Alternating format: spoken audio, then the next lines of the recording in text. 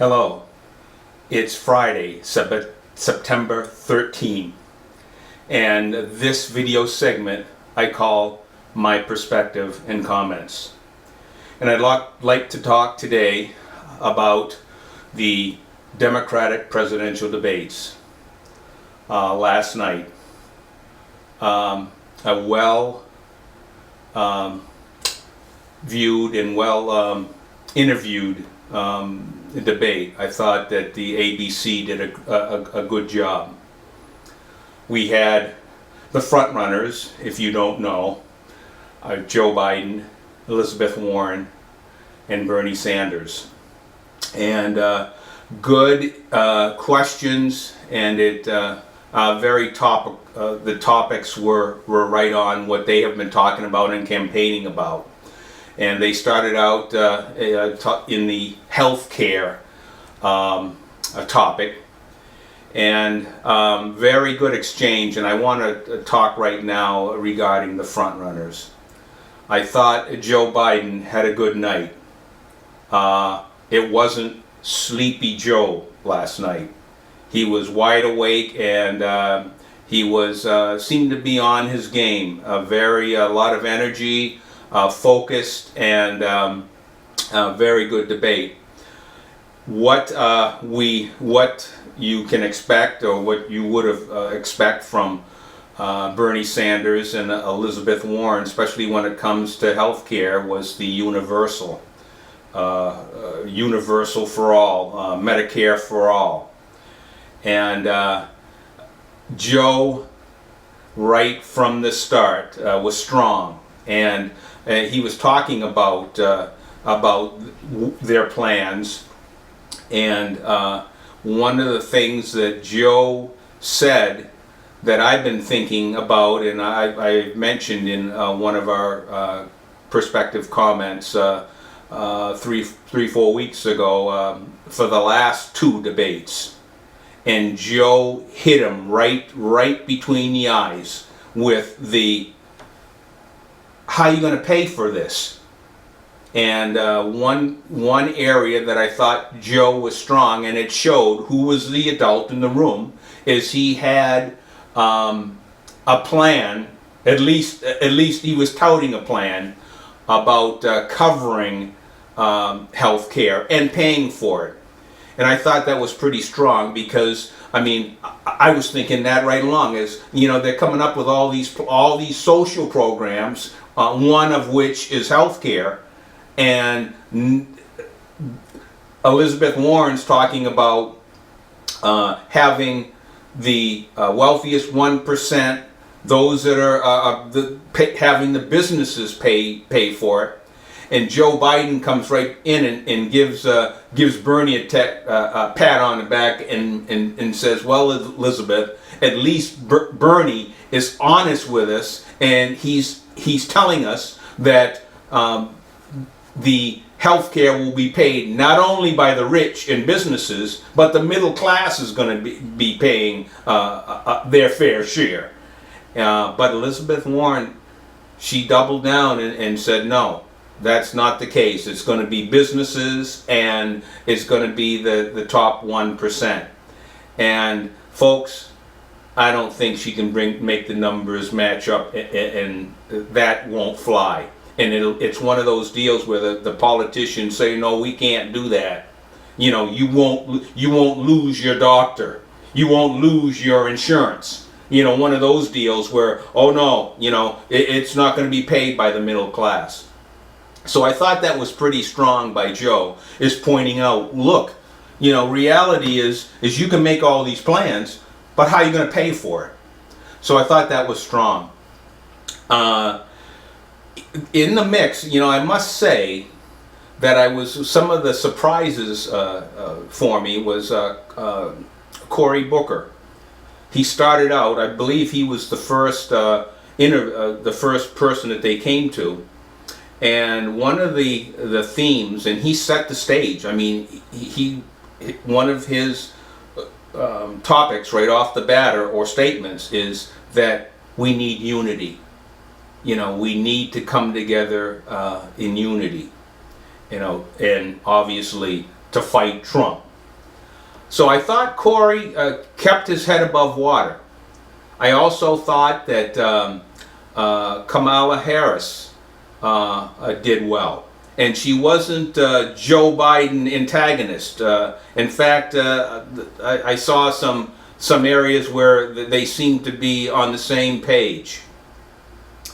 Amy Klobuchar, a good outing. But I think what was becoming clear and last night in those debates was there is two sides emerging strongly. The moderates and the far leftists. And to name the moderates, as I said, Amy Klobuchar, Joe Biden, of course, Pete Buttigieg, and he did did well in that debate. Also, let's see. Yes, Joe, Amy, Pete.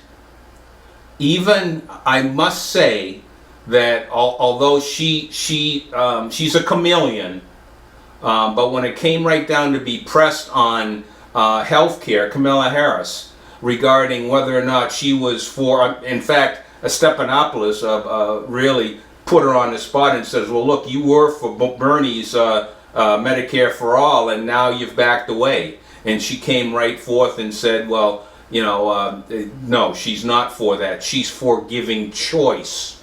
So if you want that Bernie's thoughts in his plan, go with it, but we need to have a private option.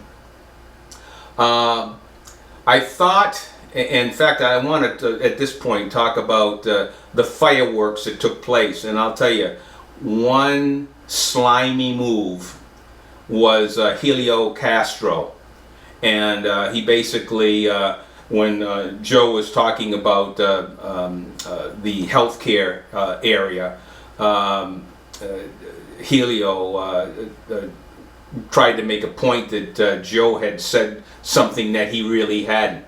And really, he was very snarky and says, well, don't you remember, and really throwing up Joe's age. But the ironic thing about it was Castro was wrong.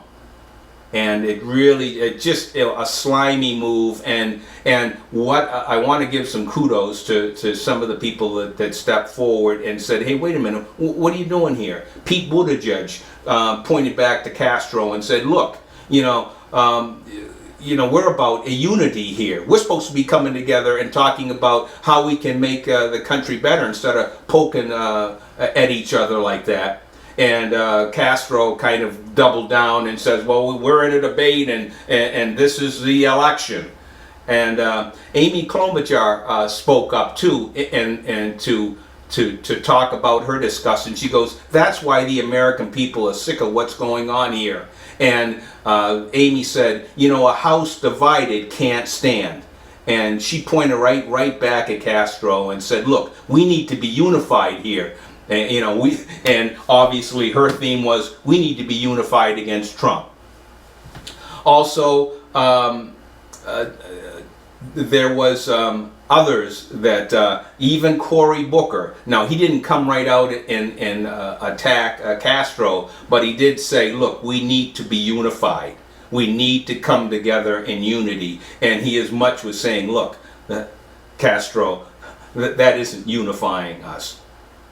So there were some sparks here. Beto, his whole night theme was, he's coming after anybody that has an AR series or an AK style weapon. He's coming into your home. He's going to bang down your door and he's going to confiscate guns. He's going to confiscate the AR and the AK series. And that was his theme. One other area that I thought in the interviewers and ABC did a good job, and this was near the end of that debate, was that they basically asked each candidate to talk about a time where they may have felt that some reservations about things that had happened. And I just want to point out about Beto. He really didn't look. He talked about interviewing people, but he really didn't talk about some challenges that he really had. Now, he did get some kudos from those on the debate stage of how he handled the shooting in Texas, and his comforting of those that were mourning. I think that the debate was more. There was more substance in the debate because you didn't have everybody and their brother on stage. You had 10 candidates, and I really think that it's going to be whittled down here in the next debate. So I just want to maybe talk about who I thought was some winners and some losers. I thought that winners were. I thought Joe Biden really had a strong night. I thought he was, again, as I've been stating, the Democratic electorate is looking for an adult, and Joe Biden was the adult in the room. I thought that Amy Klobuchar held her own. Obviously, Elizabeth Warren, coming from the far left, that socialist wing, there's going to be a lot of Democrats that's going to like what she had to say. I think Bernie held his own from the socialist standpoint, but Elizabeth Warren, I believe, is the one that's tapping some of those voters away from Bernie. Kamala Harris. I thought that she held herself high and that above water for sure. Cory Booker, I'm surprised to say it, Spartacus, and by the way, Spartacus didn't show up last night. It was really more substance, more of being a unifier. And they all seem to be leaning. I mean, there's a lot of socialist things that are going on their platform, but as I said, there is a parting here of some moderates and the socialist / far left wing. I thought Beto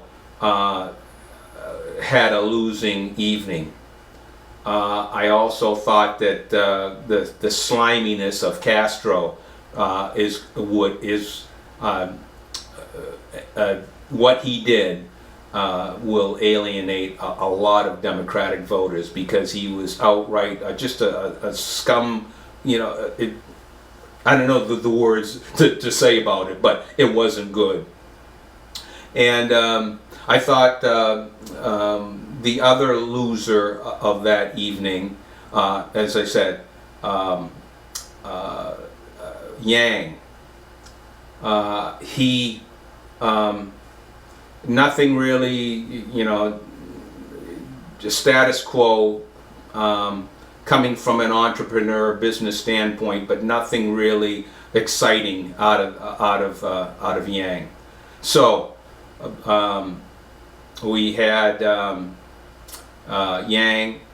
We had that I would say did not have a powerful night. Beto did not have a powerful night, and Castro.